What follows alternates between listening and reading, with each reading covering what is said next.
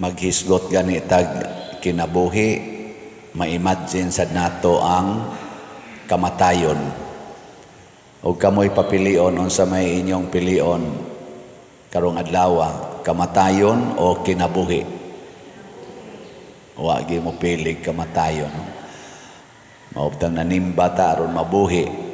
Mao sa dingi pangutana ni Moises diri sa unang basa, unsa may inyong pilion, kinabuhi o kamatayon? Pili gyapon mga tao sa kinabuhi. Pero matud pa ni Moises sa unang pagbasa, kung gusto mo kinabuhi, ang una gid niyong buhaton kuana gyud, tumana gid ninyo ang mga sugo sa Ginoo.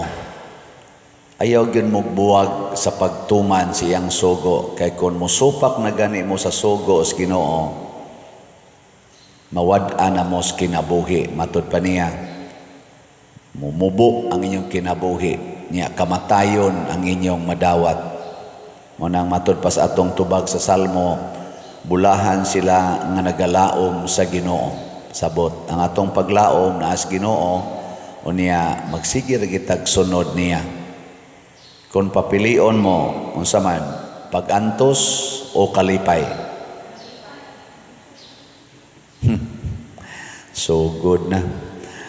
Papilion mo, kakabos o kaadunahan? O niya, ang sugos Ginoo, ingon man siya, kalimti ang inyong kaugalingon, niya pasana ang inyong cross. O niya, ang atong pilion day kalipay man, di man day cross. Awa na, patay na tadiya. Muna, consistent kita. Ang sugo sa Ginoo, mogi una. Kung musunod ta sa sugo sa Ginoo, naay kinabuhi. Musupak ganita naay kamatayon. Muna ningon si Jesus, ug musunod mo nako, ang una gyung buhaton ninyo, kalimti inyong kaugalingon, pag dumili mo, deny yourself. Inya dayon, take up your cross. Kay antusonon man gining self-denial.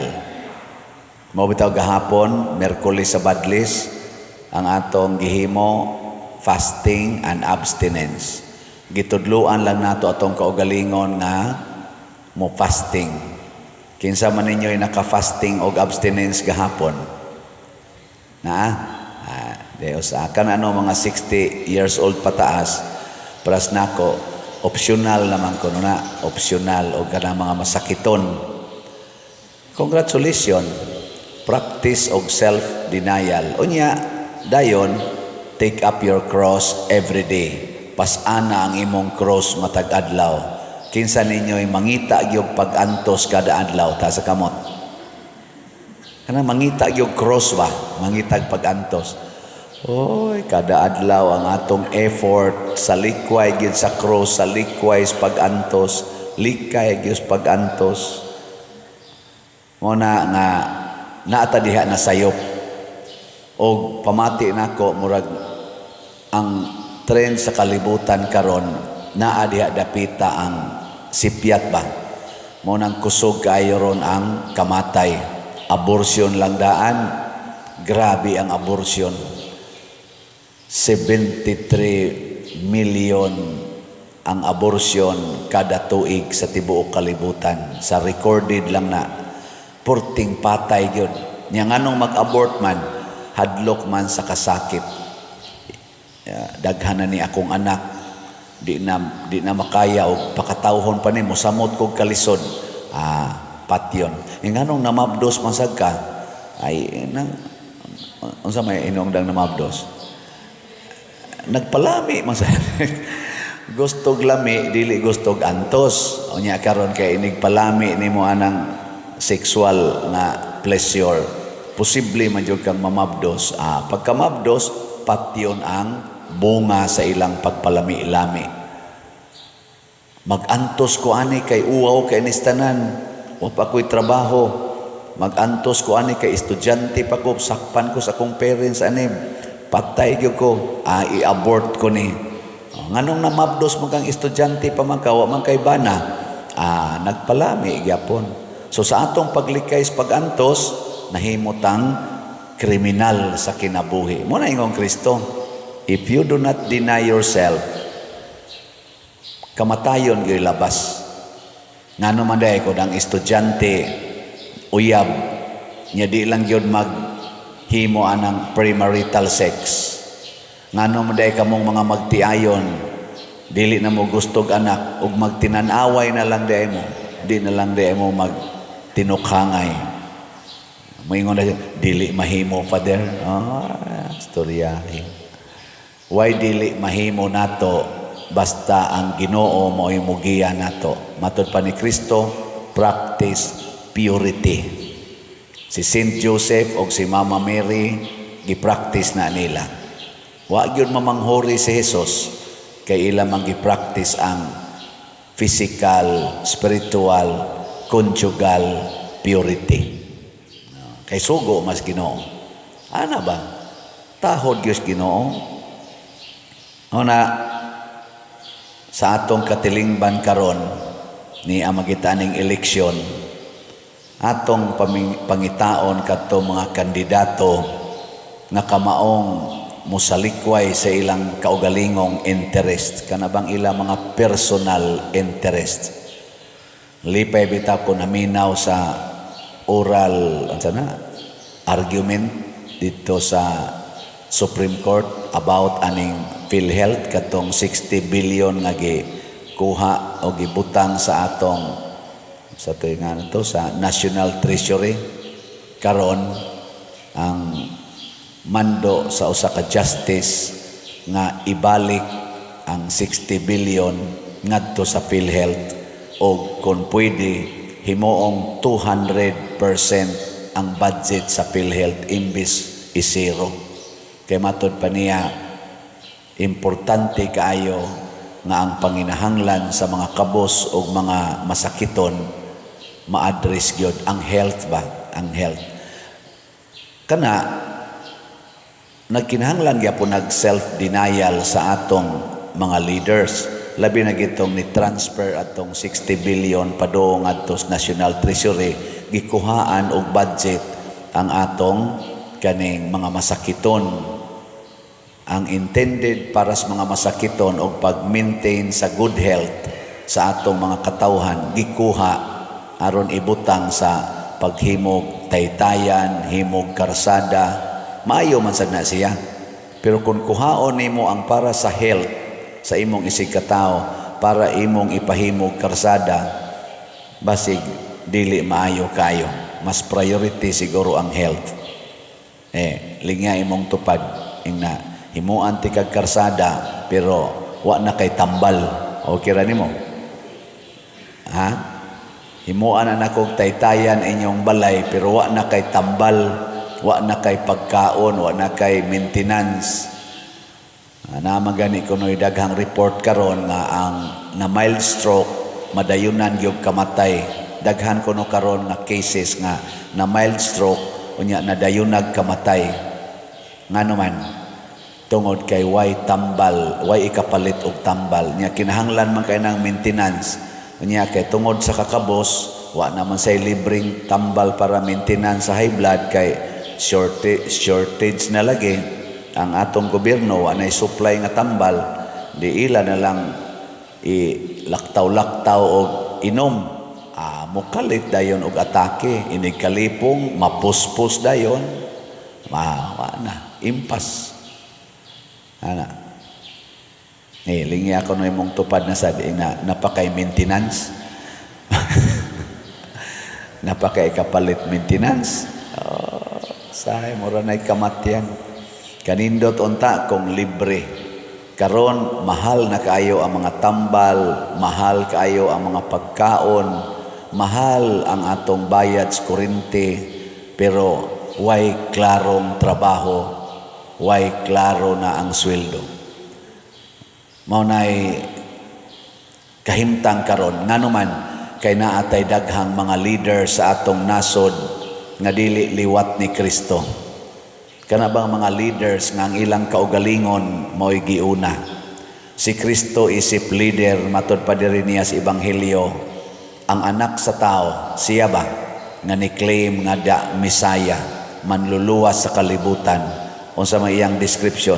Ang anak sa tao kinahanglan mag-antos pag-ayo, isalikway sa mga punuan sa mga Hudiyo, nya patyon siya. So kining tulo ka mag-antos, isalikway, nya patyon dinhis kalibutan, mauni ang kinabuhi ni Kristo. Kita sad nga mosunod niya, kinahanglan kamao sa tang mosalikway sa atong kaugalingon, mag-antos pud ta ug magpakamatay para sa pagtuman sa sugo ni Kristo. Ug unsa may basic nga sugo ni Kristo, pakana ang gigutom. Sa tiusa, paimna ang giuhaw, bistihi ang mga hubo, tagaig pinuyanan or pasudlas inyong balay ang mga way balay, mga homeless, at timana ang mga masakiton, og duawa ang mga binilanggo. Mao ni ang basic. Kanindot unta kung ang ato mga leaders sa nasod ug sa simbahan ingon ani. Sa ato sang simbahan daghan sa kaayong nag-atake nga kaming mga pari hangtod na gyud sa Santo Papa nagpahimos lang sa kahayahay sa kinabuhi. Naa say daghan kay diha social media nga naghimo anang maong mga kaning accusation o mga napagay sila mga ipang testimonya nga mga pari, mga obispo nagpahimos lang nagpahayahay. Tinuod ba dili? Hoy, tubag. Nya inigtan-aw sa natos mga politicians, nagpahimos lang, nagpahayahay. Kaluoy kung ang mga leaders nato ingon ani. Mao bitaw nga kaming mga naa sa simbahan, reality naman gini. Labi na dito sa laing nasod, sa mga dagko ug dato nga nasod, sama ng Amerika, Australia, Spain ug uban pa. Daghang mga simbahan nasira. Gani napay mga nindot og mga architectural design ang simbahan, nahimo ng mga coffee shop, ang uban pa gani nahimo ng kaning diskuhan og mga bar. Nga naman kay wa nay ni atiman nga pari, kay wa naman say pari enough number of priests, wa naman say manimba. Bunga na sa gitawag og kaning materialistic attitude sa mga leaders. Mamatay gid ang Ginoo basta magpahayahay ng mga leaders. Una sa Team Marcos o Team Duterte, kinsa ka nila ang nihaom-haom aning sugo ni Kristo. Kay mo'y atong butaran. Mo na atong usas analyson. Samtang nagpadayon tagpamalandong kinsay atong butaran, gikan sa senador hangtod sa konsehal sa lungsod, mamili tag mga leaders nga kanang kamao bang musalikway sa ilang personal interest, nya kamaong moantos para sa kadaghanan, dili mo paantos, dili musalikway sa mga nagtinarong. Karon nanay daghang mga kaso, daghan karong panahon na ba, daghan kay kaso to ay daghang kasong gi-file sa Supreme Court, naas mga korte, naa diha sa Congress, kanang ilang mga committee hearing, murag pulos kaso, sige yung tinudluay, sayop ka ana. Nya kada kaso ani naggasto ta og millions if not billions of pesos, nya hugno na kay ta. Naaroy bagong giingong report, ang ato kunong utang niabot nag 16.31 trillion pesos as of January. Unsaon ana pagbayad. Unya napay umaabot nga utang kaning atong national budget, murag mo utang nig mga 1 trillion kapin.